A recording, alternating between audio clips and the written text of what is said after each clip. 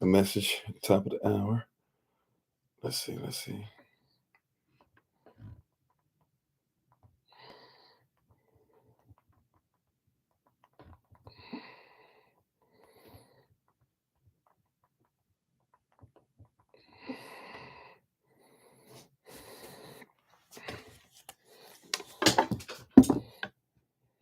What in the world? All right, hold on 1 second. Let's get this. All right, I think we're ready to go. Praise Yah. Peace and shalom, peace and blessings. Barak at shalom. At night Kofi, the service of Christ, man shalom chi. Hello, everybody. I am Pastor Kofi, Pastor Servant of Christ, where we are always changing lives one mind at a time, but being a voice of the voices and speaking the unspoken. Appreciate, love you all. Thank you for joining us this evening, whether you're joining us on Clapper, YouTube, TikTok. Appreciate, love you. Thank you for being on. Prayerfully, all is well. Prayerfully, everybody has the signal and everything going. And thank you for joining us one more again. As I was saying, we're going to go ahead and get ready to jump into this. We got to get ready for our meeting at the top of the hour. Those of you who can join us, we appreciate love you. So at the top of the hour, 9 p.m. New York time, at the top of the hour, we're asking everybody who can to join us for a meeting. I won't try to hold you guys too long, but we do need to make sure we kind of jump into some things and make sure we're doing things correctly and just put some things out. So it'll be a regional meeting, but a super regional meeting, if you will. And we appreciate love everybody. Thank you so much for being on with us. We're going to get ready to say our Bible pledge and jump right in. So if you're able to stand to your feet in reverence of Yahavah's word, or however you're able to do so, we thank you for doing so in advance. Thank you for being with us. How you doing, Sister Joy? Beck? I can't see the names of those who are joining us on Clapper, but thank you for being on Clapper. Thanks for being on YouTube. Thanks for being on TikTok. How you doing, Miss Q? Minister Select Crystal, Bruder Charlie, Trey, Bruder Charlie, getting ready to put that order out of egg rolls and everything, or lamb rolls, chicken rolls, etc. So make sure that you cop those. How you doing, Big Brother Thomas? Yam Yasalav to everybody. By the way, somebody's born day just passed too. I forget who. I saw somebody it popped up, so I apologize. I can't recall who off the top of my head, but Yam Yasalav, happy born day to you all. Hopefully you all are doing well. How you doing, Darius? And everybody who's joining us on the platforms, feel free to share, like, hit the notification tab, whatever the case might be. Once again, I will not be before you too long this evening. We'll see you guys at the meeting at the top of the hour. For those who have the information for it, and if you don't, just look for it at WhatsApp, Facebook group, and some other things, YouTube channel, etc. In the community section of YouTube. We'll make sure we put that stuff out. And thank you all so much for being on with us. All righty, how you doing, Sister Mavis? How you doing, Double OG, Triple OG? We'll go ahead and say our Bible pledge real quick, and we'll jump right in. You can put your right hand or your Bible or your device in the air. Just repeat after me. Come on. Bible pledge goes as follows. This is my Bible. This is my sword. And this will I trust. For Yahashavai is Lord. No sword of God shall ever be heard. For this is my Bible. And this is Yah's word. Hashem Yahavah, Aman, which is in Yahavah's name, his Shem, his authority. Amen.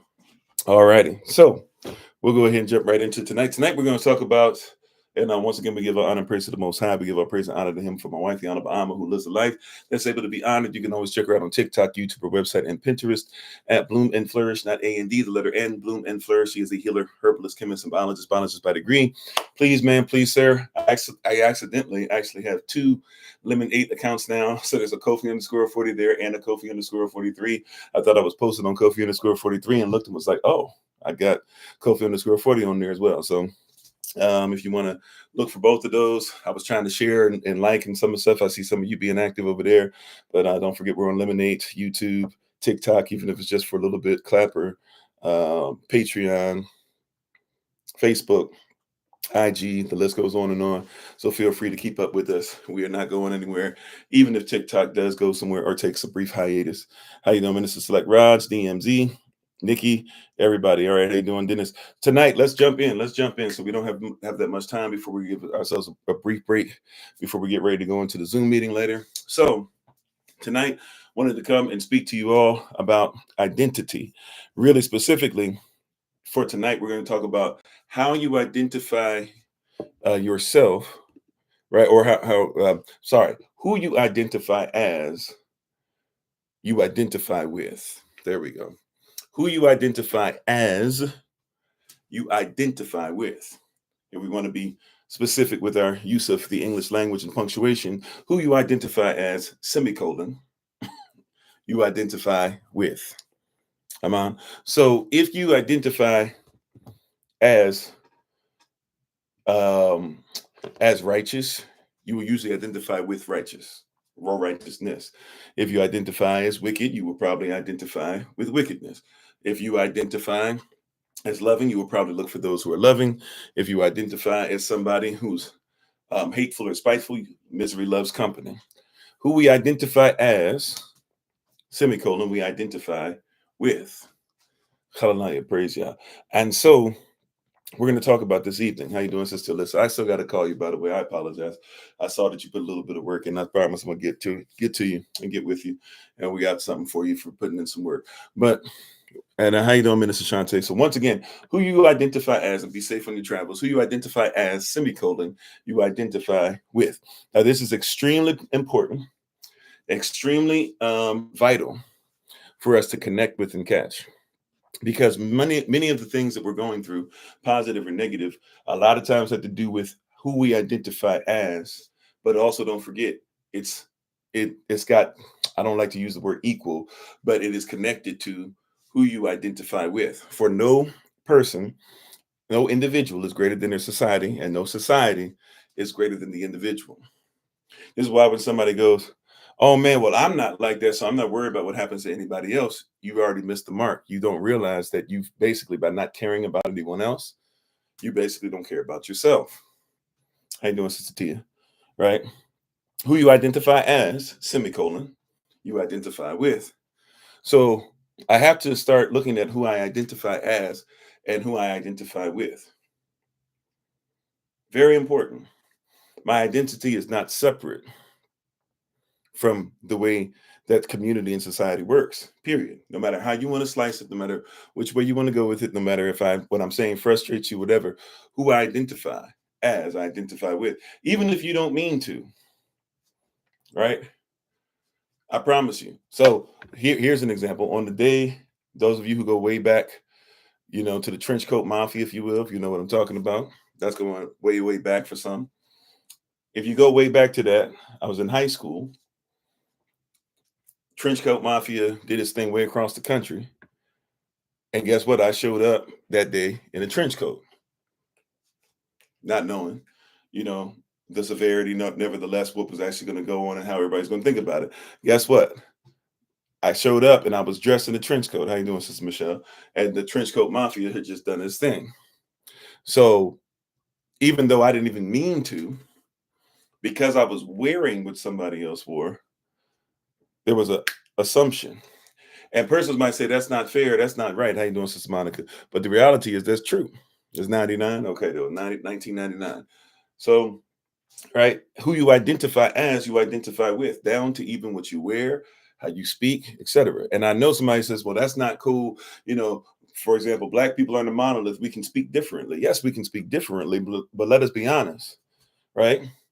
There are certain things, and I know I'm wading into some interesting waters here, right? But give me a second, because even though I get it, I do have the ability to code switch, or the ability to ensure that my English speaking is one where somebody would say, wow, he speaks so well. And the veracity and the ferocity of the English language that he uses, and the way that he dictates certain things that we would be able to comprehend and understand in ways that somebody who looks like him probably wouldn't be thought that they could do so. It allows us to be able to say, oh, he knows what he is talking about. He has the knowledge, the intimacy with the language to be able to reciprocate and to also converse in such a manner that his apology would be accepted in any room of apologetics or debate. That being said, though, I do know how to say what's up, right? You know what I'm saying? I do know how to say what up, though. I do know how to say, yo, you know what I mean, son? I do know what that means, even if I don't, because even in that way, it's hard for me to be able to reach certain persons in my diaspora if I show them that I know nothing about their identity or how they identify things. See, it's important that I can do all those things, but it's also important that I identify in a manner that somebody can hear me. See, when we walk this walk, there should be certain tells by what persons say and what they look and how they dress. No matter where they are around the world in our diaspora, there are certain things that let us know, oh, okay, you straight. You know, we look for that. We can say whatever we want. We can say it doesn't matter, but it matters. How you doing, Elder Select Tamara? You can say what's good, but it's not convincing. Amen. And I'm not trying to once again hit you with you gotta speak like this. But what I'm saying is how you identify or who you identify as, you identify with. You said those were white perpetrators and how your trench coat have to do with evil. I get that. But I'm just saying, at the end of the day, I can see that even with somebody else's context. Now that even gets us to another place because now we got to talk about culture. I'm not going to get too deep. Like I said, I know we have the meeting tonight at 9 New York time, so I'm not going to hold y'all too long on that. And I also recognize that we're going to be talking about a safe place, and more than likely, it looks like the word for tomorrow is dealing with nationality.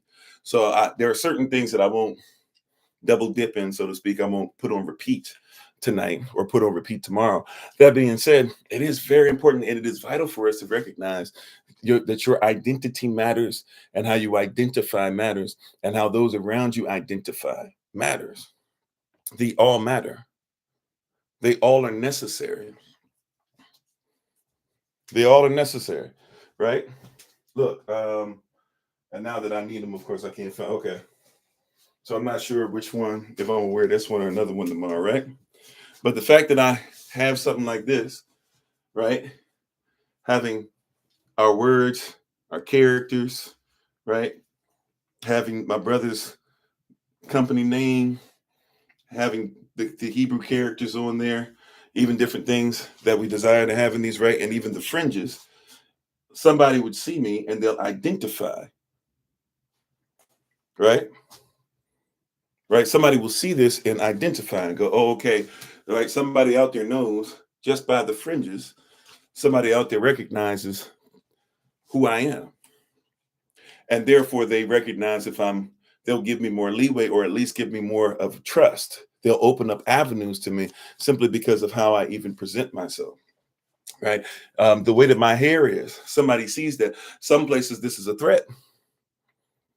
Some places this is something that's righteous. And when I wear my hair like this, right, I must identify. I know some persons don't want to hear this, but I must recognize when I wear my hair like this, when I wear my hair, right, I must realize that there are persons who will already identify me as a threat. So I have to be in a community at least enough to where I'm not always threatening.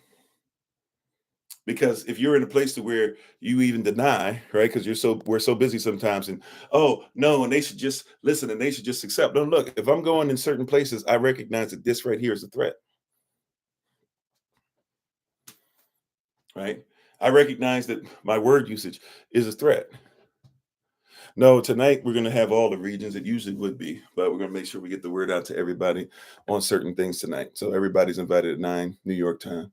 You should have got a Google Calendar invite. If you didn't get the invite, I'll try to make sure that I text you. If you don't get the text by, I say maybe like 8:50 New York time, or basically 10 till the top of the hour, then just let me know and I'll do my best to make sure you get it. But it should show up in different social media platforms for us, right? But you got to recognize, you got to realize, how you doing, Yakara? How you doing, everybody, right? Like you got to realize and recognize that even when I show up as who I am, I show up as a threat. My being a threat shows that as much as somebody says I'm part of their nation or their ways, that my ways are not their ways, because I don't follow my ways. I follow after Yah's ways, right? Yahweh, if you will. I follow Yah's way, Yahweh. I follow Yahavah's way. I follow what he would like for me to say. I follow his way. I follow his son. His son is the way, the truth, and the life. And no man can even get to Yahavah but by him. Nobody gets to the source or Abba unless it be through the son. So I must recognize that a beast-like system, I am a threat. Come on, that's a great way of saying it. When you show up as your original character, then other persons get out of character. And really, I wouldn't even say they get out of character. They just reveal the character that they have or do not have. I'm with you, but I'm going to change the wording up a little bit, right? If I show up as who I am, Loving myself. How you doing, Dr. T? I have to realize that the self that I love, somebody's supposed to hate. Not just that somebody hates, somebody's supposed to hate who I am. You said you get most of the invites except the women's meetings. Yeah, I'm trying to figure out what's up with that, Sister Beck, because the same email that we're getting get you for everything else is the same email I'm using for the women's meeting. So I'm not sure. I'll try to double check it again. I've been trying to make sure that you get at least a text or something, but you know, not sure. Might be my mistake. I'm not great with all the technology, as you guys know. Right? How you doing, Sister Mignon? But see, somebody's going to hate who I am because they're supposed to. If Yah loves me, is the devil supposed to love me?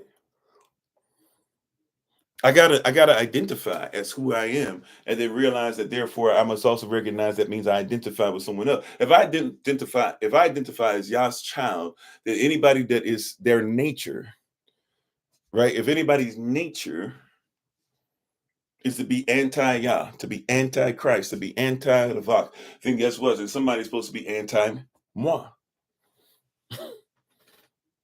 They're supposed to be. And we don't like to talk about it, but that's truth, right? That somebody has made up in their mind that because I look a certain way, I must be a certain way.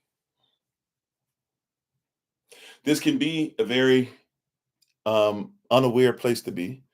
This can be a place of ignorance. Or if we just might be honest, this can actually, honestly and earnestly, right, just be something that is what it is. Right? So who do you identify with? What community do you identify with? What is your nature? What is the nature of the community? Who does Yah say that you're supposed to be? How does he say your Shabbat should be? Because your Shabbat should look different than everybody else's, because who I identify as is who I identify with. So this is when it gets kind of scary and touchy for persons, because a lot of persons are busy getting upset with you. And what we do is we say, I'm not cutting anybody off. I'm not doing, no. My actions, my love of Yah will automatically begin to cut certain persons off. And shalom to everybody coming on. How you all doing? Right? My actions are going to cut persons off. Are you ready for that? Have you made a decision in your mind? Right? See, you got to be anti the world. You got to be against the things of the world. All right.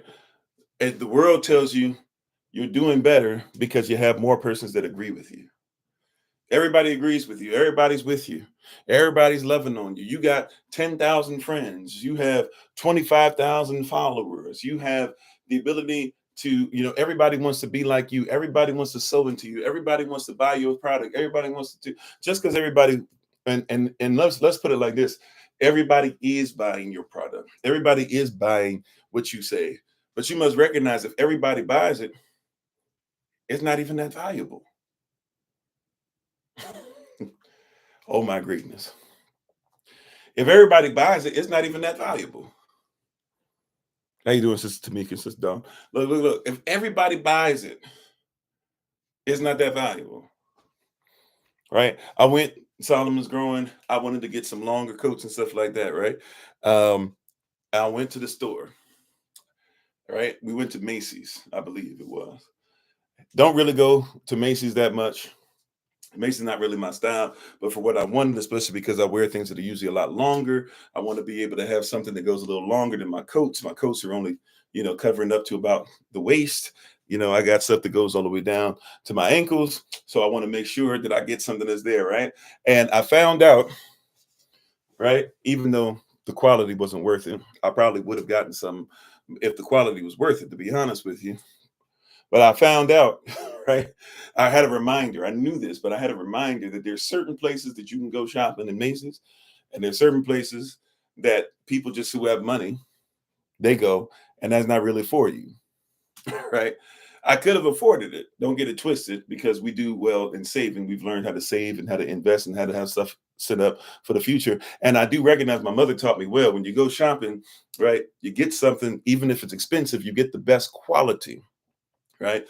You don't buy just anything. She taught me well. So I was taught, look, if you get something and it's $500 for, I was looking for a coat. Let's say the coat is $500. That sounds wild. That sounds crazy. But for what I'm looking for, if it's the right quality, if I buy it for $500, it's better than me buying a new coat sometimes twice a winter, or having to buy a coat one winter and the next winter. If I get a coat that lasts for about 5 to 10 winters, right, and I got to buy a coat every winter because I just got the thing that's only $30, $40, $50. After a while, like, it evens out. If I get a coat that lasts me 10 and I take care of it, maybe lasts me 20 years, then it was cheaper to just get what was better. The quality was the better purchase, right? But as I walked through, right, I was able to find something that my son could wear. He got a really nice, really nice jacket, man. And Macy's, sometimes they got them really nice sales too. So he got a nice jacket for a really nice price. Amen. Praise Yah. Hallelujah.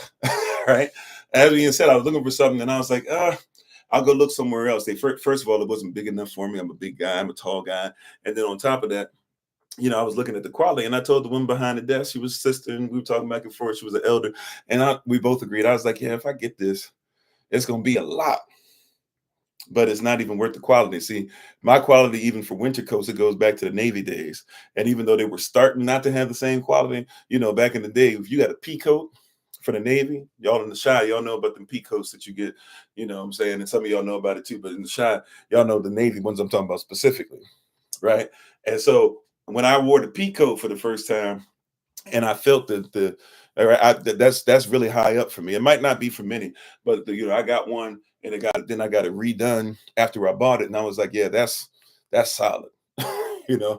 I was like, that's solid right there. Like, so that's my level. And so when I saw, even though one said Calvin Klein, and you feel however you feel about these companies, but one was Calvin and one was Tom, and one was Tom Ford, and one was Tommy Hilfiger, and one was this and one was that. And I saw the jackets, I was wearing them, and they looked nice and everything, but I was like, the quality is not there though. Right? The quality is not there. How you doing, Shalom? Right? Baltimore had the peacoats too. Okay, I'm not familiar with the Baltimore style ones, but I know Baltimore, you got the flavor and everything over where you at too in Baltimore, right? Baltimore, right? And so, and I'm in Baltimore myself, so I recognize the need for them too. So I'm in Baltimore a lot. So I get that. But what I'm saying ultimately is, I recognize that the quality wasn't there, but I also recognize that the pricing is different, because there's a lot of places that you go into, and if you want something that's quality, you shouldn't even ask about the price. How you doing, Brother Lamar? Right? There's certain places that you just don't ask about the price. How you doing, Sketches? How you doing, Miss Q? How you doing, Minister Select Raj? I don't ask about price in certain places, especially when they don't have signs. There's certain places, if you go in, you shouldn't go in a place if you have to worry about how much something costs, because you can go into a place if you're looking for a suit, and the tie might be more than any other suit you've ever worn before. I'm not hating on anybody. I shopped at those places. If I still was wearing suits, I probably still would shop at those places. But when you go certain places, and thank y'all for the love, when you go certain places, you need to recognize that somebody going there, they don't identify as somebody who needs you to bring the price down. They identify as somebody who wears the best. Come on, Holy Ghost. Right? Do you hear what I'm saying? Who you identify as, you identify with. I'm not trying to make fun of nobody, right? We still do some Dollar Tree shopping and all that stuff. Don't get it twisted now. You can go in and the right Dollar Trees to go. You can find some really nice stuff. I'm not talking about plastic stuff. I'm talking about some really nice clay pots. I'm talking about some really nice glasses. All right. I'm talking to drink out of. I'm talking about you can set things up really nice. But hear what I'm saying. There's certain persons who don't think about those things, not because they're trying to be better than you. There's certain persons who don't think about those things simply because they don't identify as them not having the ability, or them anything stopping them from being able to get what they feel they desire, or what they feel they've been called to have. That's right. You the company you keep. That's another way of looking at it, right? And so you have to recognize that sometimes the reason, I'm not trying to be super motivational or anything like that, or give you a bunch of cliches tonight. However, let's recognize that a lot of persons, you have access to so much, but the persons around you keep telling you why you don't have access.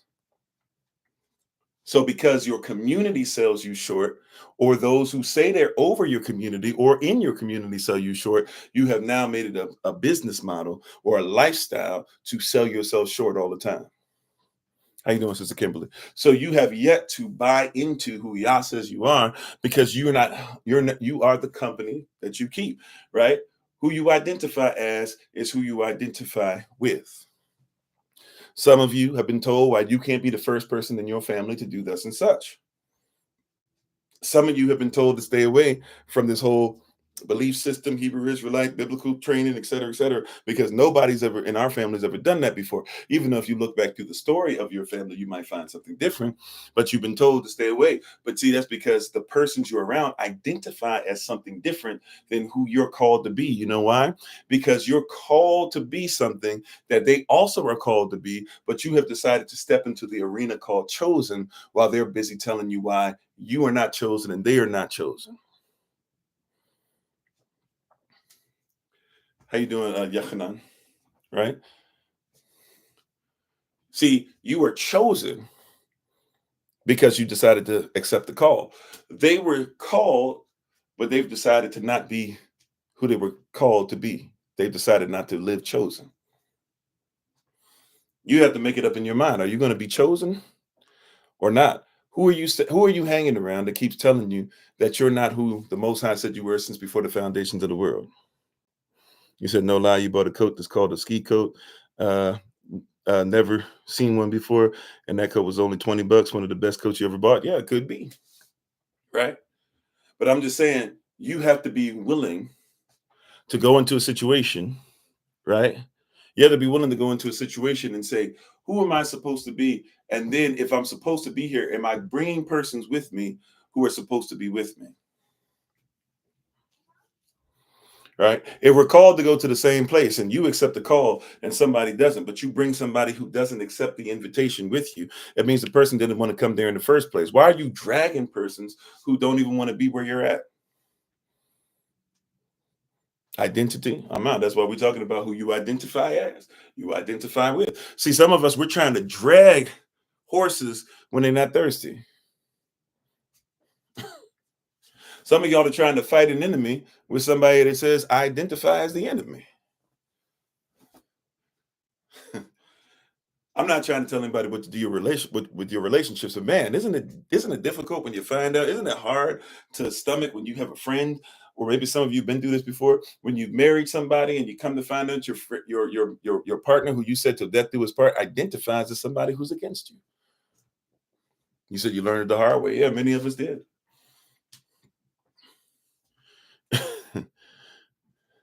You say gotta saddle up alone. Well, I pray that you wouldn't saddle up alone. Remember that there's persons who think like you, but you might have to be okay with being lonely for a season. Right? Elijah, I'm the only one left. No, there's thousands. Just because you haven't met with them yet doesn't mean that the same Yah that you serve is the one that they serve. For a season, you might have to be separate. But just because you've been separated doesn't mean that you're not who Yah called you to be. Right? It's okay for a season. And by the way, this is why, once again, for us, this just cannot be virtual. It must be reality. We got to put effort into being a family, being a nation. As I say all the time, there's too many of us that live right next to each other, relatively speaking. But I mean, come on, we got a few of us in H-Town, a few of us in Dallas, a few of us in Fort Worth. We can make that work. We got cats in the D. We can make that work. Cats in Chi-Town, or right outside of it. We can make that work, right? Cats in Kenosha, Chi-Town, Zion, Madison. That ain't but a hop, skip, and a jump, technically. And if we love each other, that ain't nothing but somebody getting in the car. There's a bunch of us around ATL. There's a bunch of us in Tampa. There's a bunch of us in Tampa and St. Port Lucie and Fort Lauderdale and Beverly Hills. And I mean, that's all Florida, baby. We right there. There's a bunch of children right there, right? But you have to identify, not just as, but realize who you identify with. This walk is going to be a lot easier for you when you realize that who I identify as, I identify with. That means now, if I know who Yah has said I am, he also said that what? We are a chosen generation, a royal priesthood, a peculiar people, a peculiar nation, and also a holy nation.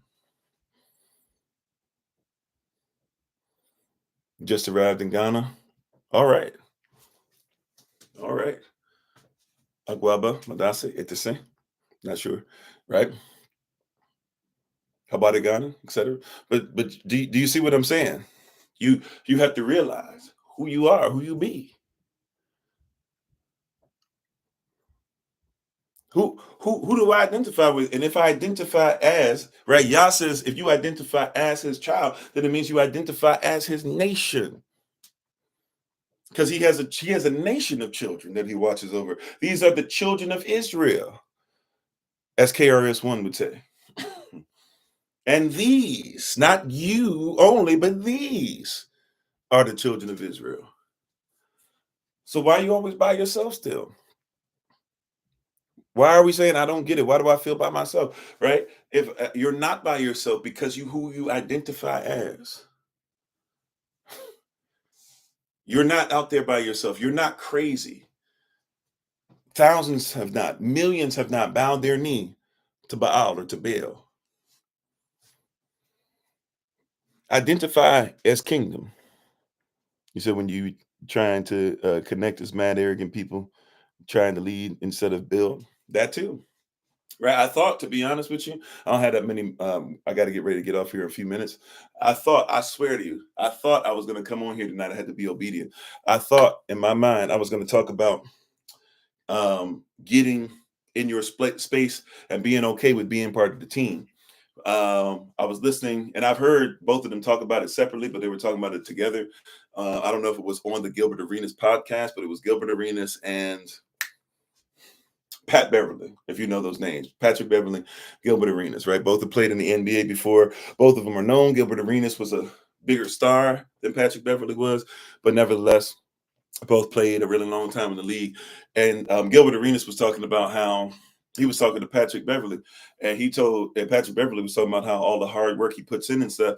And he said, see, I'm gonna stop you there. He said, do you know? He told Patrick Beverly, right?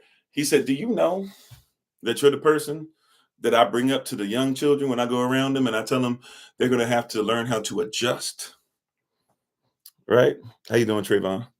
And he just started, he said, And he said, see, y'all don't know this about Pat Beverly, and many of us don't because we forget how great these players are. You're so busy saying so-and-so's a bum because they're not.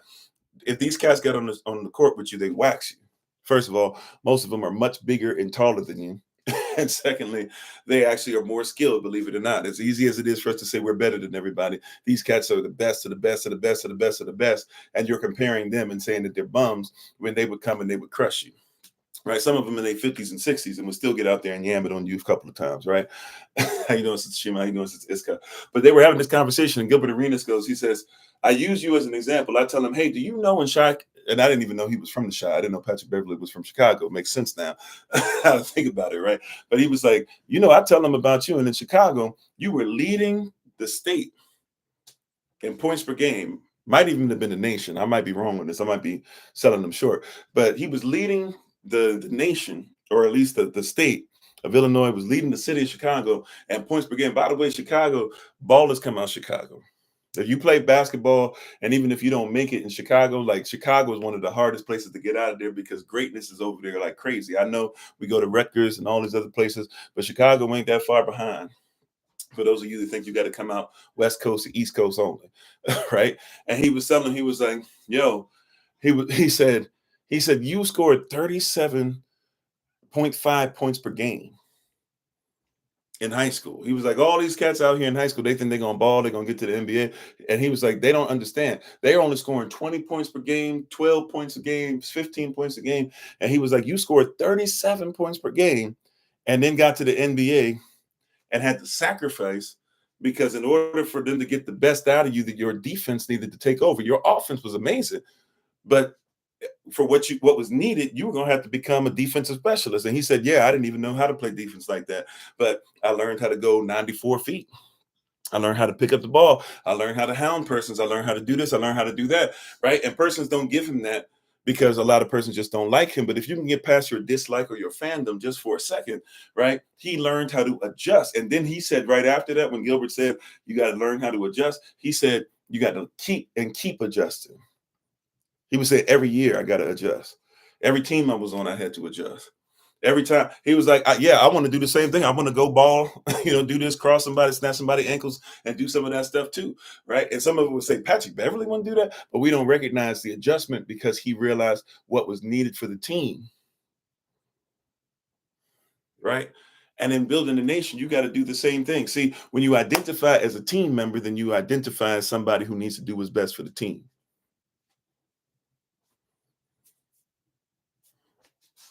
Those of you who like team sports, that's what you need, right? If we were to play basketball right now, I'm decent with the outside shot. Got a little bit of dribbles left at my age. I ain't really playing like that. But if I play on a team, I'm 6'5.5". Guess what I'm probably going to end up doing? Get your behind down there on the block, right? Play defense. Try to make sure it's hard for persons to come in there because that's what you're going to do. That's what we need. It don't make sense that you 6'5.5" and we got somebody 5'7", and you're going to try to have them on the inside guarding man to 300 pounds. You know what I'm saying? 300 pounds, they can jump out the gym, and you're going to have the 5'7" do them. Doesn't make sense. So just because I might have a great day and I'm like, yo, my shot is wet today, yo. It's like water.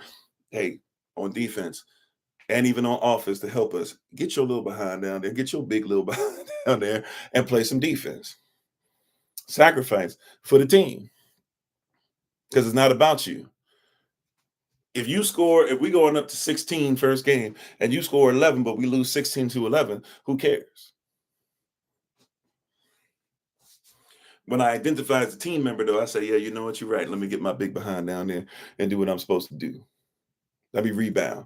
Let me make it difficult. If somebody come through here and their game is too easy and they get too many layups, let me hit them with a couple shoulders real quick. Remind them, you ain't getting no easy work in here today, not on my watch. Let me make it to where if somebody is playing defense and they actually let them go in the center, right? Because they trying to make sure they don't get out to the edge. Let me make sure that they don't look stupid. That's what happens a lot of times. Somebody thinks the person got their back and they playing defense, and so they're not going to let you get outside. They try to push you inside, and then they look back. Nobody's in there because you should have been right there. That's your responsibility. And if you have to move out of if I have to come up, somebody else is supposed to come right behind me. We're supposed to be on a string. If he moves this way to allow the person to get there, that means I move where the person's trying to get. If that person wants to pass it behind me, somebody else moves behind where I was, et cetera, et cetera. We make it difficult for them to do so, to be offensive to us because our defense is a team. We identify as such. So personally, when I say this is my role and my responsibility, the team flourishes. Because once again, there's no individual without society. There's no society without an individual. And as much as we always just talk about Michael Jordan or LeBron James or Larry Bird or Magic Johnson, you can't talk about Magic Johnson and not mention Byron and Kareem and Kurt, right? And James. The list goes on and on. You can't talk about Bird and not mention Parrish and McHale and Ainge, right? And Dennis. And the list goes on. You can't talk about Michael Jordan and not mention Scotty and Dennis and Horace and Judd and Steve and Tony, etc. You can't mention LeBron. As much teams as LeBron been on, you can't mention LeBron and not mention, even if you don't know some of the names. See, we forget them. But you know what? When he went there to the finals, guess who was hitting three-pointers? Somebody y'all probably don't even remember who he is. Daniel Boobie Gibson. Some of y'all have no clue who I'm talking about there. But LeBron's first finals, that's who got him there. That's who he was throwing the ball to. And he was hitting them threes in the playoffs.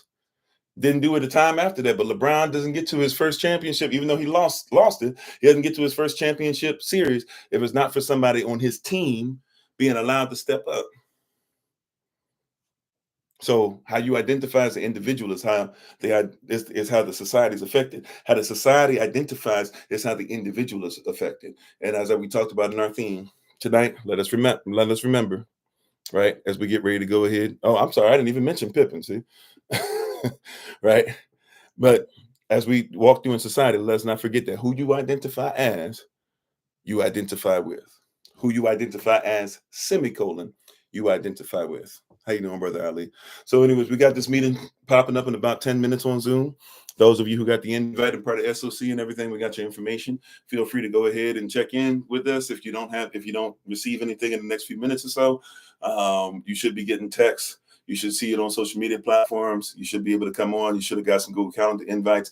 If you didn't, just hit me up, let me know, and we'll make sure that we get that information to you ASAP. Thank you for being on tonight. Love y'all. I will see you tomorrow. And we give our honor and praise to the Most High. We give our praise and honor to Him for my wife, the Honorable Amma. And recall, remember, and keep in your heart always that you are loved, you are necessary, you are majestic, you are fearfully and wonderfully made, and you, which is all of us working together, will be the reason why people who are in the system no longer have to be of it. Shalom, take care. Now, Yam Vav Shalom. Have a great night. We'll talk to you soon. Peace.